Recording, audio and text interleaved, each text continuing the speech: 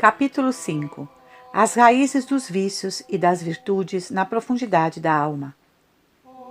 Para melhor ver o que é a profundidade da alma, em particular a da vontade, convém falar das raízes dos vícios e das virtudes que nela penetram, seja para nossa perdição, seja para nossa salvação. A virtude aperfeiçoa o homem, inclina-o a um fim bom, e faz dele não somente um bom pintor, um bom escultor, um bom matemático, mas um justo. O vício é um mau hábito, é agir contrariamente à reta razão. Deforma o homem inteiramente na conduta de vida, porque afeta a vontade e inclina para um fim mau. O vício faz do homem não somente um mau pintor, um mau escultor, uma má pessoa, mas também um criminoso, um celerado, um homem de má vontade. A coisa começa, muitas vezes, nos adolescentes, de 14 e 15 anos. Todos os vícios têm uma raiz comum, que é o amor desregrado de si mesmo, oposto ao amor do bem e do supremo bem que é Deus. Essa raiz má tende a se afundar cada vez mais na vontade, e dela nasce uma árvore má, cujo tronco é o egoísmo. O ramo central e principal que sai do tronco é o orgulho. Os ramos laterais são a concupiscência da carne e dos olhos. Assim fala o apóstolo São João. Essa árvore má tem ramos numerosos que nascem dos precedentes e que se chamam pecados mortais. Da concupiscência da carne nasce a gula e luxúria. Da concupiscência dos olhos, ou o desejo imoderado dos bens exteriores, nasce a avareza, e também a perfídia, a fraude, a falsidade, o endurecimento do coração. Do orgulho da vida nasce a vanglória e a ambição, o desgosto das coisas espirituais, o esquecimento de Deus, a inveja, a cólera, os acessos de raiva, as injúrias. Os pecados mortais conduzem eles mesmos a outros mais graves, que são contra as virtudes teologais. A blasfêmia, oposta à confissão da fé. Ao desespero, oposto à esperança. Ao ódio de Deus e do próximo, oposto à caridade.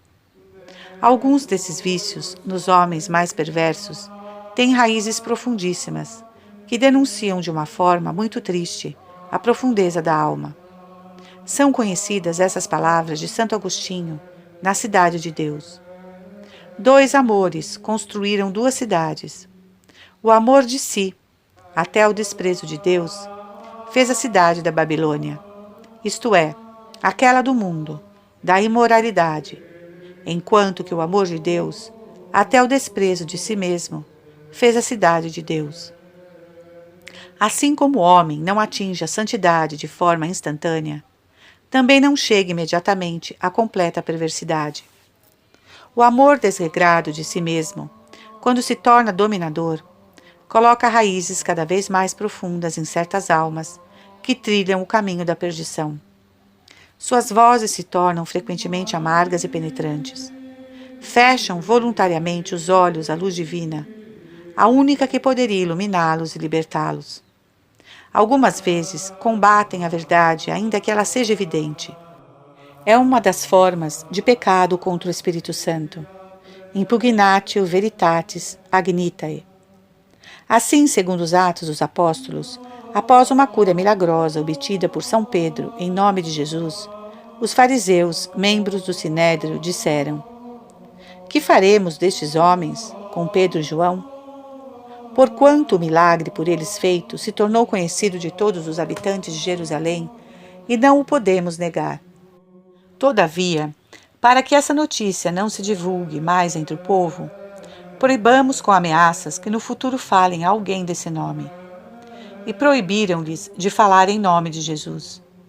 Ao que Pedro e João responderam: Julgai-o a vós mesmos, se é justo diante de Deus, obedecermos a vós mais do que a Deus. Não podemos deixar de falar das coisas que temos visto e ouvido. As profundezas sem medida da alma humana se revelam assim tristemente pelo amor desregrado de si mesmo, que chega às vezes até o desprezo e o ódio de Deus.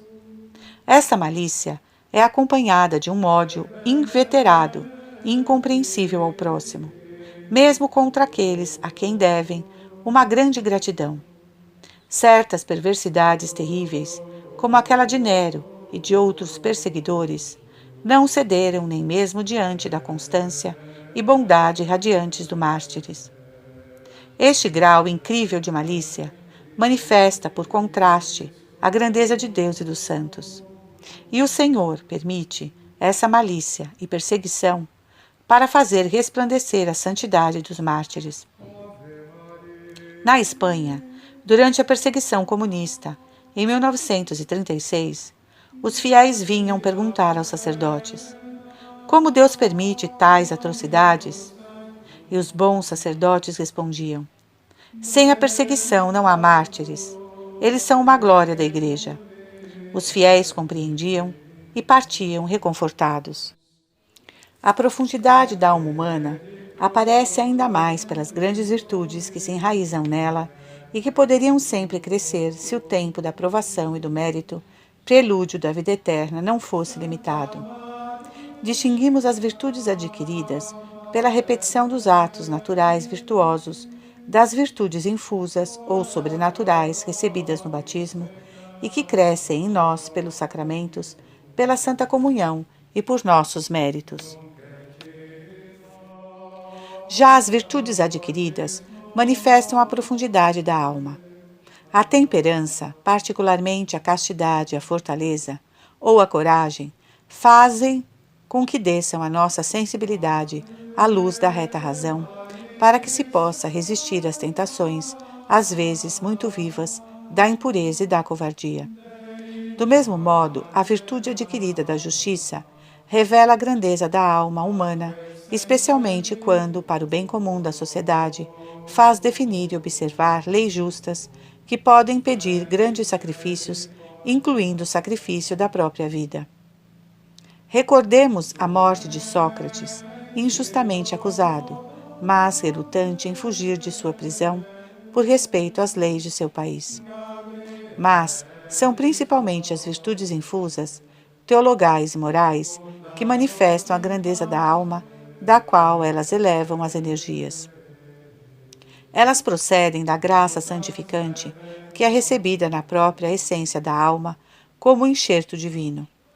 Tal graça nos comunica uma participação na vida íntima de Deus, na própria vitalidade de Deus.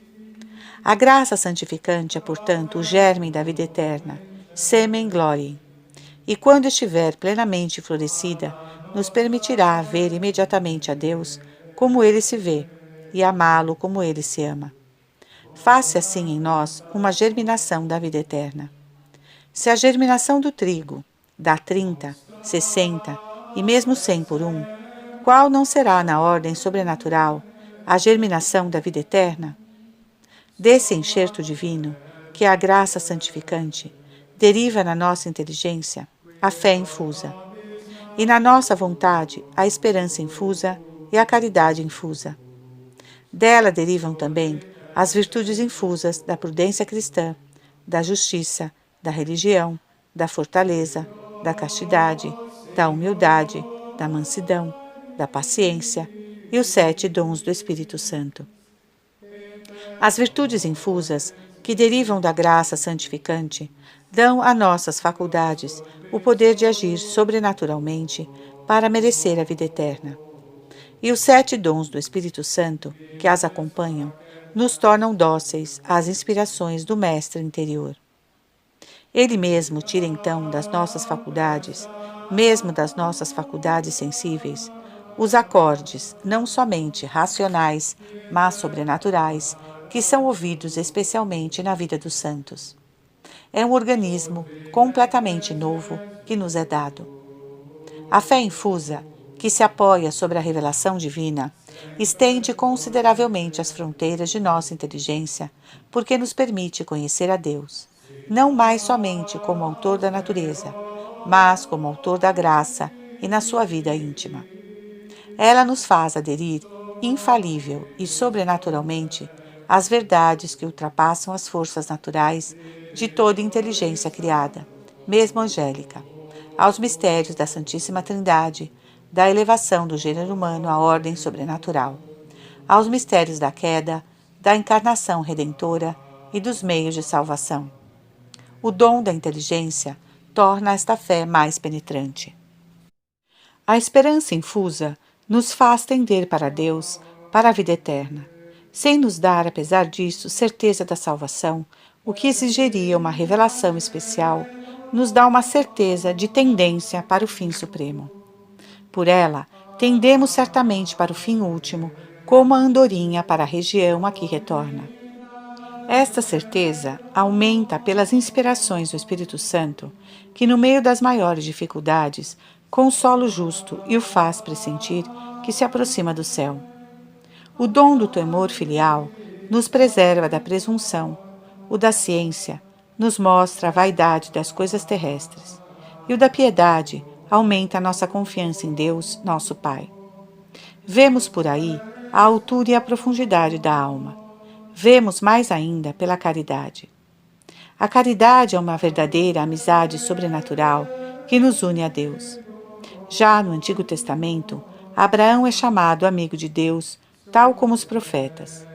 No Novo Testamento, Jesus nos diz: Vós sois meus amigos, se fazeis o que vos mando. Já não vos chamo servos, porque o servo não sabe o que faz seu senhor. Mas chamei-vos amigos, pois vos dei a conhecer tudo quanto ouvi de meu Pai.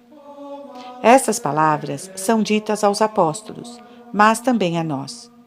E isso há de levar-nos bem longe se formos fiéis. Esta virtude nos faz também amar sobrenaturalmente o próximo, na medida em que é amado por Deus, nosso Pai comum, e ao próximo, na medida em que é filho de Deus, ou chamado a sê-lo. Essa caridade infusa deve se enraizar cada vez mais no fundo da vontade e expulsar o amor desordenado de nós mesmos. Ela dilata nosso coração para lhe dar algo da grandeza da bondade divina e nos fazer amar como Ele a todos os homens, sem exceção. Além disso, se um justo vivesse na terra indefinidamente, por milhares de anos, a caridade, por mérito, não cessaria de crescer nas profundezas de sua vontade. Santo Tomás exprimiu admiravelmente esta verdade, dizendo: a caridade infusa pode sempre aumentar em si mesma, porque ela é uma participação do amor incriado e sem limites. Pode também sempre aumentar do lado de Deus, seu autor, que pode sempre fazê-la crescer em nós. Enfim, pode sempre aumentar do lado de nossa alma que a recebe, porque quanto mais a caridade cresce, mais nossa alma se torna capaz de receber seu aumento. A caridade, progredindo, dilata nosso coração, que de certo modo é invadido pelo amor de Deus. Esta o escava sempre mais para mais o encher. Às vezes, nos é dado experimentar isso na oração. Essa página de Santo Tomás é uma daquelas que melhor mostram a profundidade sem medida de nossa vontade, onde a caridade infusa deve se enraizar cada vez mais, excluindo cada vez mais o amor desregrado a nós mesmos e nos levando a amar santamente a nós mesmos e ao próximo, para glorificar a Deus no tempo e na eternidade. A caridade crescendo nos faz amar cada vez mais todas as almas da terra, do purgatório e do céu, e nos faz participar da imensidade do coração de Deus. Enfim, a caridade deve durar eternamente, sendo seu cumprimento correspondente à sua profundidade e sua altura. Como diz São Paulo, a caridade jamais acabará. Enquanto que a fé dará lugar à visão e a esperança à posse de Deus, a caridade, como a graça santificante, durará eternamente. É por isso que no justo, a vida da graça e da caridade já é a vida eterna começada. Assim Jesus disse em várias ocasiões: aquele que crê em mim tem a vida eterna. Isto é, aquele que crê em mim, com uma fé viva, unida à caridade, não somente terá a vida eterna, mas já a possui em germe. As virtudes cardeais infusas da prudência, justiça, fortaleza, temperança, são muito superiores às virtudes adquiridas de mesmo nome. Essas não são somente as virtudes do homem perfeito, mas aquelas do Filho de Deus. Entre a prudência adquirida e a prudência infusa, a maior distância entre duas notas musicais do mesmo nome, separadas por uma escala completa. A prudência infusa é de uma ordem diferente da prudência adquirida, a tal ponto que esta última poderia sempre crescer, sem nunca alcançar o menor grau da outra. É o mesmo para com as outras virtudes morais adquiridas com relação à virtude infusa do mesmo nome. Se a prudência adquirida é de prata, a prudência infusa é de ouro, e o dom do conselho, mais alto ainda, é de diamante. A virtude adquirida facilita o exercício da virtude infusa de mesmo nome e do dom que a acompanha. Como no pianista, a agilidade dos dedos facilita o exercício da arte que está no intelecto prático e o da inspiração musical. Certas virtudes cristãs têm uma particular profundidade ou elevação por causa de sua afinidade com as virtudes teologais. A humildade, comparável à escavação que se deve fazer para construir um edifício, nos recorda aquelas palavras do Salvador: sem mim nada podeis fazer, na ordem da graça ou da salvação. Reitera para nós estas palavras de São Paulo: que é que possuís que não tenha recebido? Nós não somos capazes de tirar por nós mesmos, como vindo de nós mesmos, o menor pensamento proveitoso para a salvação. É preciso uma graça, como para todo ato sobrenatural. A humildade cristã nos recorda também estas palavras de Santo Agostinho: não há falta cometida por outro homem que não sejamos capazes de cometer nós mesmos. Por nossa fragilidade, desde que estivéssemos colocados nas mesmas circunstâncias e cercados dos mesmos maus exemplos desde nossa infância. É por isso que São Francisco de Assis, vendo um criminoso conduzido ao último suplício, disse: se este homem tivesse recebido as mesmas graças que eu, talvez tivesse sido menos infiel que eu. E se o Senhor tivesse permitido na minha vida as faltas que permitiu na sua, seria eu que estaria no seu lugar hoje. Deveríamos agradecer a Deus por todo o bem que nos fez realizar e por nos ter feito evitar todas as faltas que poderíamos ter cometido. Essas são as profundezas da vida cristã. A magnanimidade infusa aperfeiçoa a adquirida e completa a humildade, nos mantendo no equilíbrio espiritual. Faz-nos tender para as grandes coisas que Deus pede a cada um de nós, mesmo nas mais modestas condições, como, por exemplo, as de um bom criado fiel a seus patrões por toda a sua vida. Faz-nos evitar tanto a ambição como a pusilanimidade, nos lembrando que estas grandes coisas não se fazem sem humildade e sem o auxílio de Deus, que devemos pedir a cada dia. Se o Senhor não edificar a casa, em vão trabalham os que as constroem.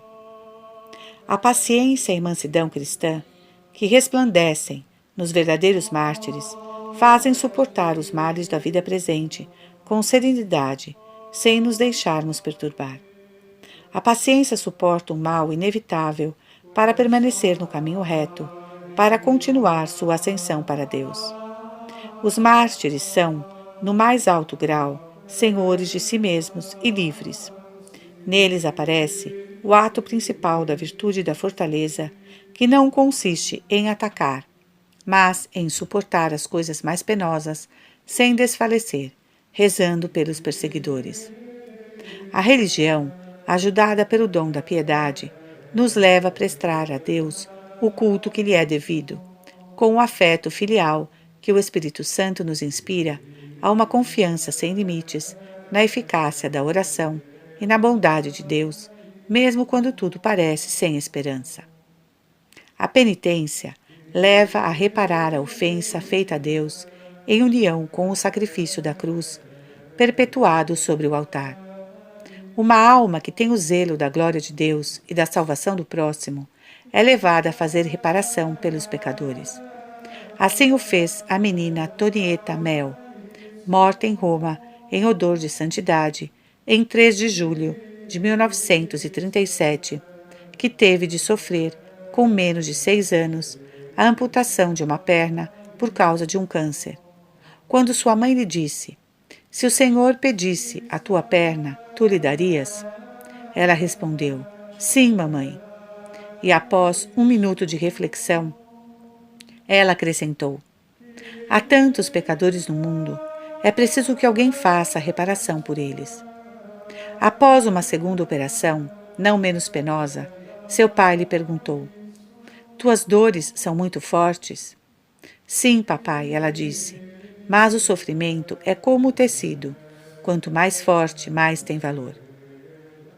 Esse espírito de reparação, que anima a vida dos grandes santos, faz as almas entrarem nas alturas de Deus.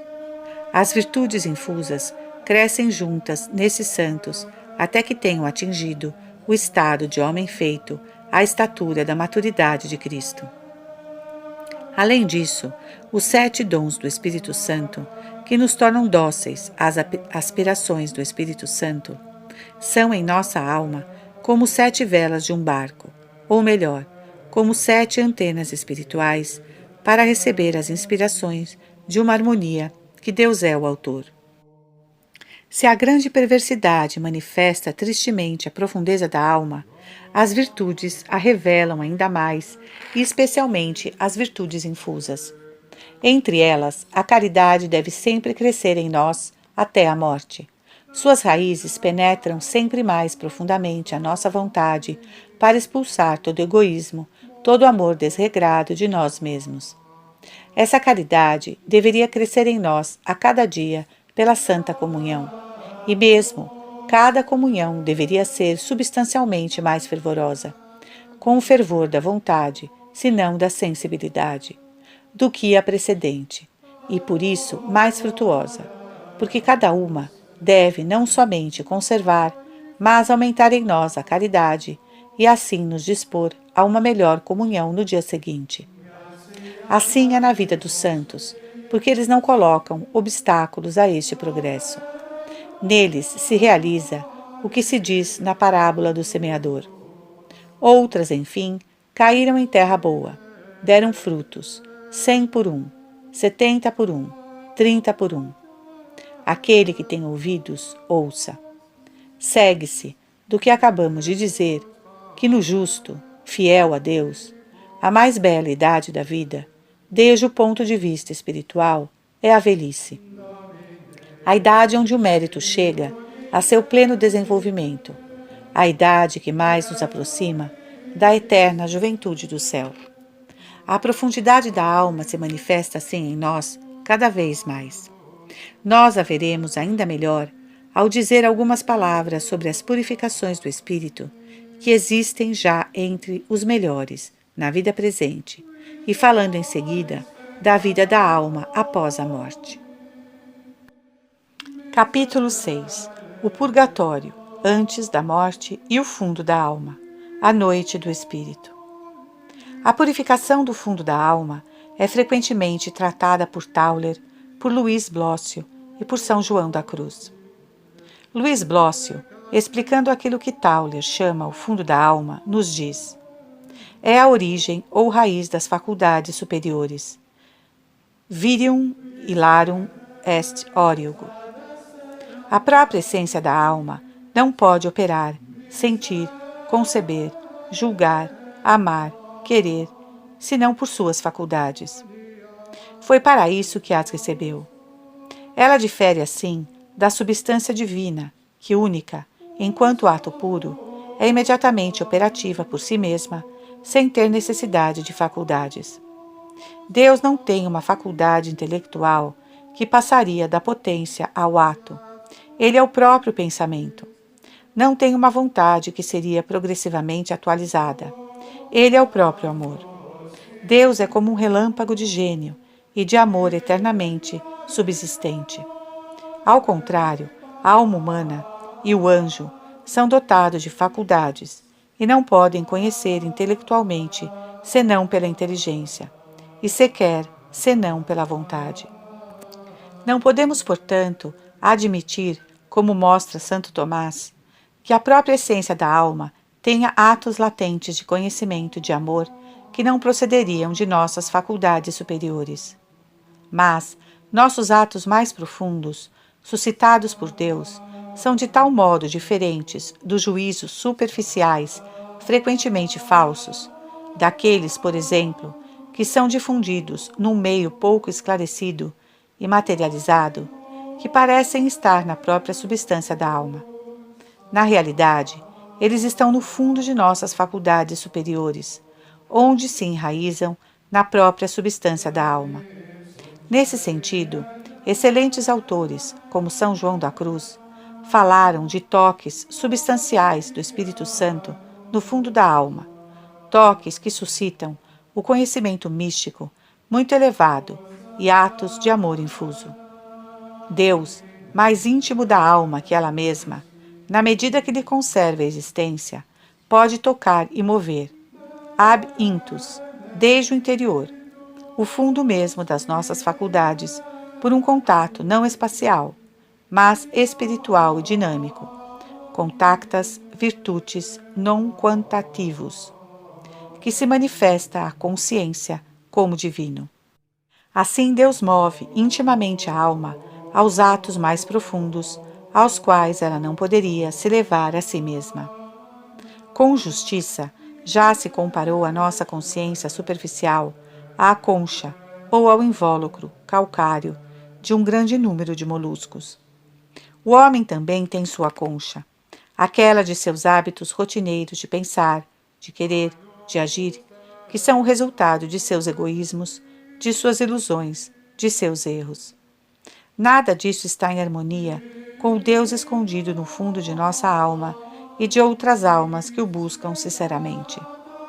E então é preciso que essa concha ou consciência superficial se quebre, para que se conheça o que está no fundo da alma e das outras almas de boa vontade.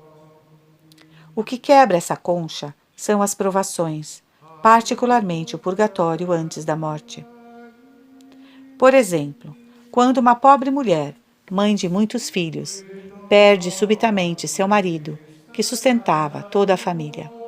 Então, o fundo da alma desta pobre mulher se revela às vezes, constantemente, que é uma grande cristã. Outras vezes, é um pai de família, feito prisioneiro de guerra durante muitos anos. Se ele é fiel, Deus se inclina até ele e lhe revela a grandeza da família cristã pela qual sofre. Às vezes, é um rei destronado, como Luís XVI, rei da França, condenado à morte e executado durante o terror. Tendo perdido seu próprio reino, deve ter visto antes de morrer, mais do que nunca, a grandeza do reino de Deus. A Europa inteira passa neste momento por uma provação purificadora. Praz a Deus que muitos a compreendam. A dor, que é a coisa aparentemente mais inútil, pode se tornar fecunda pela graça de Deus. Ele próprio tornou, por seu amor, os sofrimentos do Calvário infinitamente fecundos. O Santo Padre, nos últimos dias, lembrava isto aos médicos católicos e lhe citava estes versos de um poeta francês. O homem é um aprendiz, a dor é seu mestre, e ninguém se conhece até que tenha sofrido. A dor suportada cristãmente é muitíssimo útil. Já na ordem física, é útil ser advertido por ela, que pode nos alertar de um câncer que começa a se formar em nós. É muito útil sofrer para poder ser operado a tempo. Do mesmo modo, a dor moral é útil. Nos faz desejar uma vida superior àquela dos prazeres sensíveis, superior aos bens sensíveis de que somos privados. Nos faz desejar a vida do espírito e da alma. A dor nos faz desejar a Deus, único que pode curar certas feridas do coração e único que pode fortificar e refazer as almas. A dor nos convida a recorrer a Deus, o único que pode nos restituir a paz, dando-se a nós. Como diz São João Crisóstomo, O sofrimento na vida presente é um remédio contra o orgulho, que nos enganaria contra a vanglória e a ambição. Por ele, a força de Deus resplandece em homens enfermos que sem a graça não poderiam suportar suas aflições. Por ele se manifesta a paciência dos justos perseguidos. Por ele, o justo é levado a desejar a vida eterna.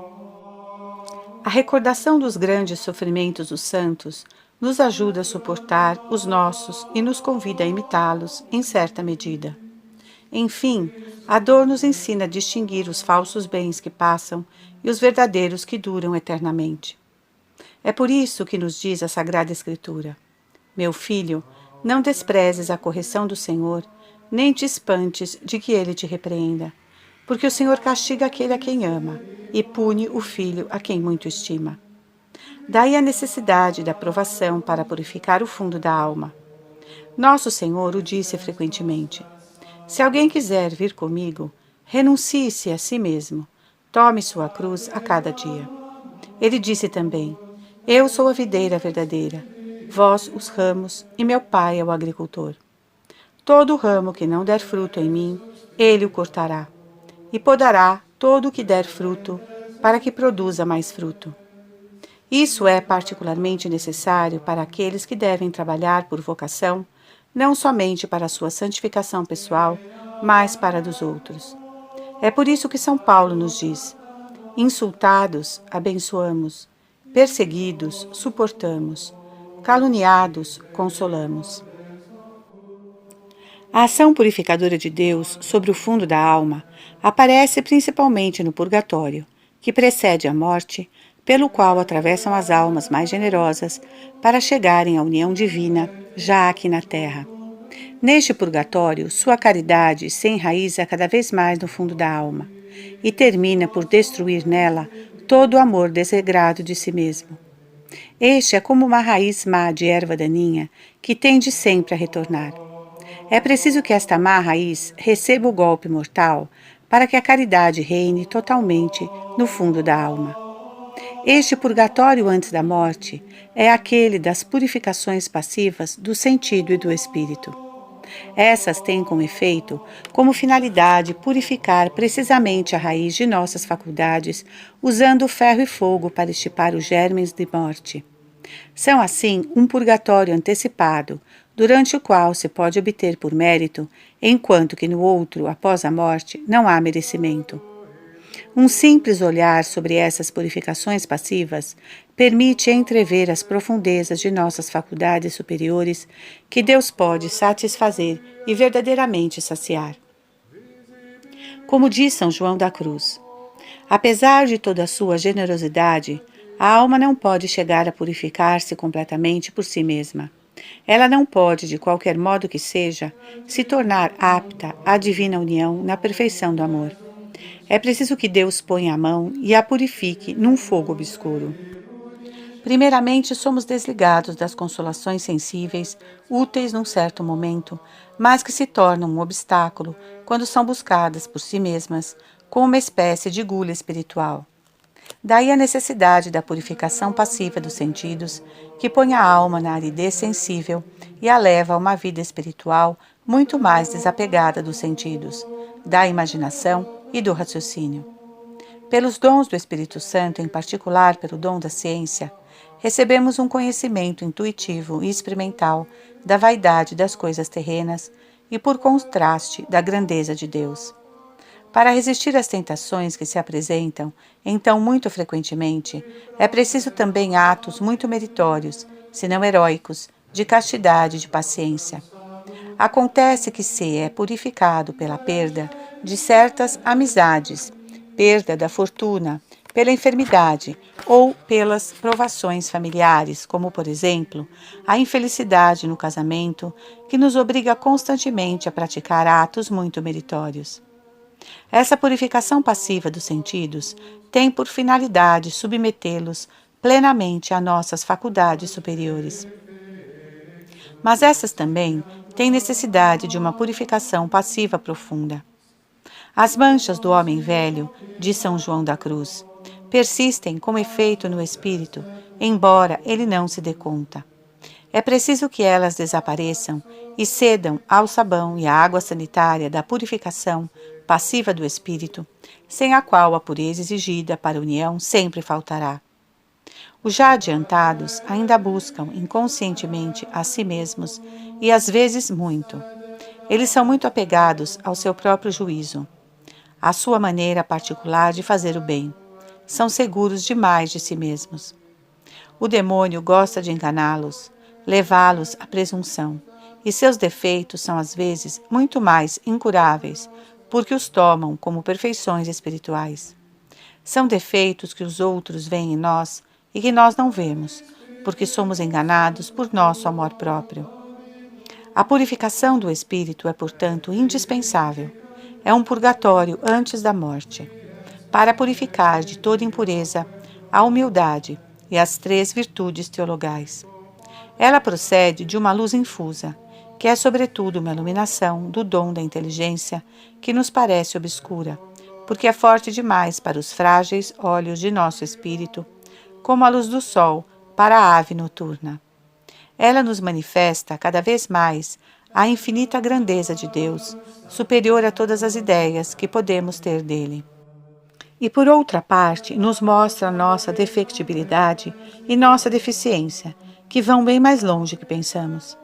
Então a humildade se torna verdadeiramente humildade de coração. O desejo de ser nada, de se comprazer nisso para que Deus seja tudo. Amare, netire et pro, nihilo reputare. Há aqui geralmente fortes tentações contra as virtudes teologais, para que a alma sinta a necessidade de fazer atos heróicos dessas virtudes mais altas. Também essa purificação do espírito enfatiza poderosamente o motivo formal das 3 virtudes teologais, muito acima de todos os motivos secundários que parecem desaparecer. Ela nos obriga a fazer atos muito puros e meritórios destas virtudes, que por si mesmo se desenvolvem consideravelmente em nós. Ela nos obriga a crer, na ausência de qualquer outra razão, só e unicamente por este motivo. Deus disse. Ela nos faz aderir cada vez mais firmemente à primeira verdade reveladora, numa ordem imensamente superior aos milagres sensíveis e aos raciocínios humanos que os discernem. Do mesmo modo, obriga-nos a esperar, contra toda esperança humana, pelo simples motivo de que Deus onipotente e bom é infinitamente auxiliador. Deus auxilia-nos, e não nos abandona por pouco. Enfim, essa purificação nos leva a amá-lo, não pelas consolações sensíveis ou espirituais que nos concede, mas por si mesmo, por causa de sua infinita bondade. E acima de tudo, e mais que a nós, porque ele é infinitamente melhor que nós. Somos também levados a amar o próximo, apesar de suas ingratidões para ajudá-lo a se salvar. Então, os 3 motivos formais das virtudes teologais, primeira verdade reveladora, onipotência auxiliadora, infinita bondade sumamente amável em si, aparecem como 3 estrelas de primeira grandeza na noite do Espírito para nos guiar até a vida eterna. Leia-se a vida de Santa Teresinha do Menino Jesus. Ela passou por esta noite nos últimos anos de sua existência. Citamos como exemplo de purificação passiva do espírito este fato. São Vicente de Paulo, tendo aceitado sofrer por um outro sacerdote, atormentado na sua fé, foi ele mesmo, durante 4 anos, assaltado por tentações contra a fé tão fortes que ele escreveu o credo num pergaminho que colocou sobre seu coração. E cada vez que a tentação era veemente, apertava o credo ao seu coração para se assegurar que não consentia. No final destes 4 anos, a fé de São Vicente de Paulo, apóstolo desses atos heróicos, tornou-se centuplicada e cada vez mais resplandecente. Lemos na vida de São Paulo da Cruz, fundador dos passionistas, que ele passou por uma provação semelhante durante 45 anos. Mas essa provação foi sobretudo reparadora para os pecadores, pois ele mesmo já estava muito purificado, já havia chegado à união transformante. Ainda assim, fundou uma ordem consagrada à reparação. Essa purificação passiva do espírito conduz à morte mística, a morte do eu feito de amor próprio, do orgulho espiritual ou intelectual, sutil, pouco consciente, à morte do egoísmo, princípio de todo pecado. Finalmente, no fundo da vontade, a raiz má é extirpada, e é o amor de Deus e do próximo que aí reina incontestavelmente, segundo o supremo mandamento. Amarás o Senhor teu Deus de todo o teu coração, de toda a tua alma, de todas as tuas forças e de todo o teu espírito. A alma passou pelo purgatório antes da morte física, passou por merecimento, e quanto que no outro purgatório, após a morte, não se merece mais. Então, verdadeiramente a alma é espiritualizada, sobrenaturalizada, no seu fundo, de onde toda sua vida espiritual procede e ao qual tudo conduz. Ela aspira cada vez mais retornar a seu princípio, reentrar no seio do Pai, isto é, nas profundezas de Deus. Ela aspira cada vez mais ver sem nenhum intermediário. Ela experimenta cada vez melhor que só Ele a pode saciar. Então, nos grandes santos, se realiza aquilo que diz Santo Agostinho: o amor de Deus levado até o desprezo de si. Essa heroicidade se manifesta particularmente pelo amor à cruz. Lemos nos Atos dos Apóstolos que, após Pentecostes, foram jogados na prisão e saíram da sala do grande conselho cheios de alegria por terem sido achados dignos de sofrer afrontas pelo nome de Jesus. E todos os dias não cessavam de ensinar e de pregar o Evangelho de Jesus Cristo no templo e pelas casas. Eles o anunciaram até o martírio, e seu sangue derramado, unido ao sangue de milhares de outros mártires, veio a ser semente de cristãos. O amor de Deus, até o desprezo de si, tinha finalmente triunfado sobre o amor de si, levado até o desprezo de Deus. Tal foi a causa da difusão do Evangelho, da conversão do mundo pagão e, em seguida, da conversão dos bárbaros. Do mesmo modo, hoje, só a santidade, só uma pleide de santos pode trazer de volta as massas para Cristo e para a Igreja. As aspirações democráticas, tais como concebidas por Lamennais e muitos outros, certamente não são suficientes. É necessário a caridade sobrenatural de São Francisco de Paulo, que propõe como fim último não a felicidade terrena do povo e dos povos, mas a vida eterna verdadeira, de modo que esta não seja somente uma palavra venerada, mas a realidade suprema, ou Deus eternamente possuído.